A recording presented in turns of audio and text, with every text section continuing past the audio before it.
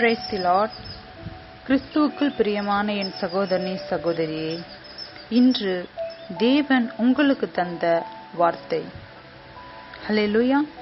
வீடு கட்டியவர்களாகிய உங்களால் அற்பமாய் எண்ணப்பட்ட அவரே மூளைக்கு தலைக்கல்லானவர். அப்போஸ்தலர் 4:11. கற்களை பத்தி வேதத்துல நிறைய இடத்துல குறிப்பிடப்பட்டிருக்கு. அதாவது கல்லான இருதயத்தை என்கிட்ட இருந்து எடுத்து போட்டு சதையான இருதயத்தை எனக்கு தாங்கன்னு சொல்லி தேவனிடம் நம்ம ஜெபிக்கணுமா? இந்த உலகத்துல அநேக இருதயங்கள் கல்லாத்தான் இருக்கு, உணர்வற்றுதான் இருக்காங்க, அநேக தவறுகள் செய்யறாங்க. அந்த ஜெபம் நம்மளுக்கு ரொம்ப முக்கியமானது. இரண்டாவது, வேதத்துல தேவன் கடைசி காலத்துல நியாயம் தீர்க்க வரும்போது செவர்களை கூப்பிடுவாராம், அதாவது சுவர்களை கூப்பிடுவாராம். நம்முடைய நன்மை தீமை அது சொல்லுமா அவர்கிட்ட. இவங்க இந்த பாவம் செஞ்சாங்க, இந்த தவறுல ஈடுபட்டாங்க, இந்த நன்மை செஞ்சாங்க, செவர்கள் அவர்கிட்ட சொல்லுமா. எவ்வளவு ஆச்சரியமான காரியம் இல்ல? துணிகரமான பாவம் நம்ம செஞ்சிடும். நம்ம செய்யும் போது பக்கத்துல யாரும் இல்ல, நம்ம பாக்குறதுக்கு யாரும் இல்ல அப்படின்னு நினைக்கிறோம். வார்த்தையை கவனிங்க. செவர்கள் சொல்லுமா, சுவர்கள் சொல்லுமா அவர்கிட்ட, அந்த கற்கள்.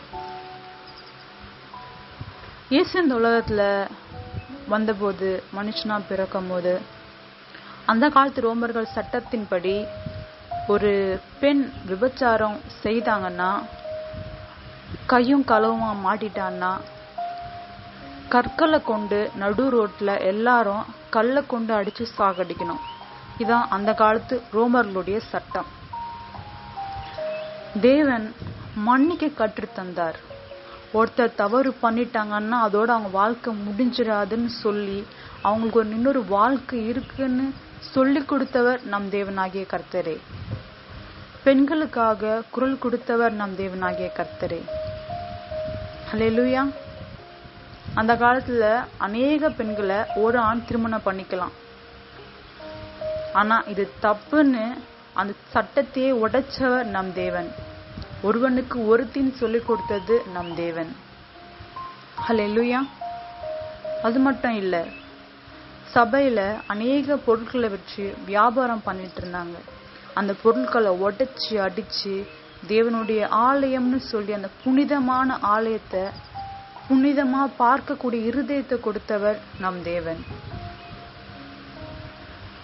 பெண்களை அந்த காலத்துலலாம் ஒரு குறிப்பிட்ட இடம் வரைக்கும் தான் பெண்கள் போயிட்டு ஜெபிக்கணும், அதுக்கப்புறம் உள்ள போக கூடாது. ஆனா எங்க வேணா ஜெபிக்கலாம், எப்படி இருந்தாலும் ஜெபிக்கலாம்னு சொல்லி நான் உன்னோட பிள்ளை, நீ என்னுடைய தகப்பன்ற உரிமைய கொண்டு வந்தவரு நம் இயேசு. இப்படி பல விஷயங்கள் அவரை பத்தி சொல்லிக்கிட்டே போகலாம். கார்னர் ஸ்டோன், மூளைக்கல். ஒரு சுவரை முழுமையா தாங்கி நிக்கிற ஒரு கல். அந்த கல் எல்லாம் அந்த சுவரை இடிஞ்சு போயிடும்ன்ற அளவுக்கு அந்த கல் ஒரு சில நாட்கள்ல இல்ல ஒரு சிலால புறக்கணிக்கப்பட்டிருக்கலாம், தேவையே இல்லைன்ட்டு. ஆனா அந்த கல்லாலதான் அந்த கட்டிடமே தாங்க இருக்குன்னா எவ்வளவு பெரிய விஷயம். நம் இயேசு நமக்குள்ள இருந்து நம்மை தாங்குகிறவரா இருக்கிறார். அவரால் நம்ம அசைகிறோம், பார்க்கிறோம், நடக்கிறோம்னு வேதத்துல எழுதியிருக்கு. அவர் நம் ஜீவனில் கலந்திருக்கிறார். ஹல்லேலூயா. அவரே மூளைக்கல், நாம் அவரை சார்ந்திருக்கிறோம். ஹல்லேலூயா. இந்த காலத்திலும் அநேகர் இருதயத்துல தேவன் பேசிட்டு இருக்காரு. உங்க இருதயத்தையும் தேவன் பேசிட்டு இருக்காரு, நான் விசுவாசிக்கிறேன். இப்போ நாம் ஜெபிப்போம். அன்பின் தேவனாகிய கர்த்தாவே, துதிக்கிறோம், ஸ்தோத்திரிக்கிறோம் சுவாமி. நீங்கள் எங்கள் இருதயத்தில் வாசம் பண்ணத்தக்கதாய் நாங்கள் பரிசுத்தவான்கள் அல்ல ராஜா, ஆனாலும் நீர் எங்களை நேசித்து தகப்பனே, வீடு கட்டியவர்கள் ஆகாதென்று தூக்கி போட்ட கல்லே மூளைக்கல் என்று சொன்ன வார்த்தையின்படி நாங்களும் பல பேரால் புறக்கணிக்கப்பட்டு தூக்கி போட்டிருக்கலாம். ஆனாலும் கர்த்தர் நாமத்தின்படி எங்களை மூளைக்கல்லாய் நிறுத்த நீர் வல்லவர்.